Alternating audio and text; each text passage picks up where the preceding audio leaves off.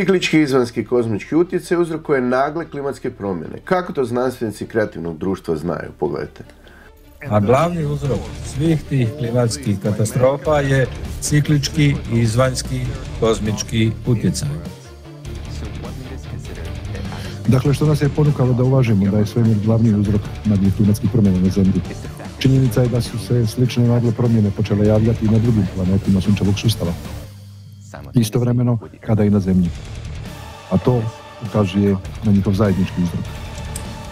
Pa, pogledajmo analogiju, Johne.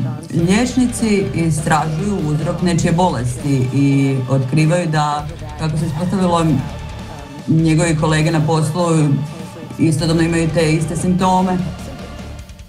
To im pomaže da shvate da je uzročnik bolesti isti virus. Slično, Zemlja i drugi planeti imaju slične simptome, to je ono što ti govoriš, ako sam dobro shvatila, i ukazuje na zajednički uzrok njihove bolesti. Da, upravo tako. I to je stvarno dobra analogija. Hvala ti na to, međutim. Sada pred sobom vidite tablicu koja pokazuje klimatske promjene koje su se pojavile na planetima sunčevog sustava u samo nekoliko zadnjih desetljeća. I primijetite da njihov broj raste iz godine u godinu, baš kao i na našem planetu. Sačuvajte ovu tablicu za sebe da je detaljnije proučite. Svaka činjenica ovdje potkrepljena je znanstvenim istraživanjima raznih istraživačkih institucija diljem svijeta. U redu, vidimo o čemu govoriš, ali kladim se da mnogi ljudi, čak i nakon što ovo vide, žele znati kako znanstvena zajednica zna da se takve promjene zapravo događaju na ovim planetima. I nije li se to već dogodilo? Za ovo poslušajmo komentar doktorice Elene Podlakčikove, svemirske fizičarke. Elena je vodeća istraživačica na institutu Leibniz u Poznanju, Njemačka.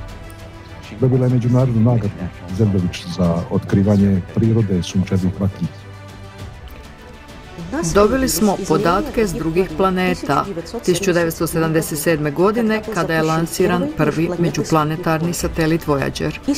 I od tada kontinuirano promatramo sve planete i prikupljamo podatke o uvjetima na njima. I upravo sada, tijekom proteklih desetljeća, različiti sateliti i znanstveni timovi, neovisno jedni od drugima, počeli su bilježiti val katastrofa i geomagnetskih promjena na drugim planetima.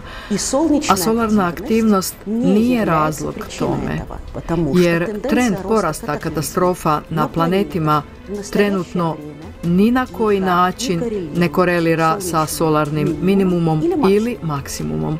Odnosno, sada nije Sunce ono što uzrokuje val katastrofa. To znači da sada možemo govoriti o utjecaju na Zemlju i na druge planete određenog kozmičkog utjecaja koji naša znanost još nije proučavala. Dakle, klimatske promjene se događaju zbog izvanjskih kozmičkih utjecaja, a ne zbog emisije CO2.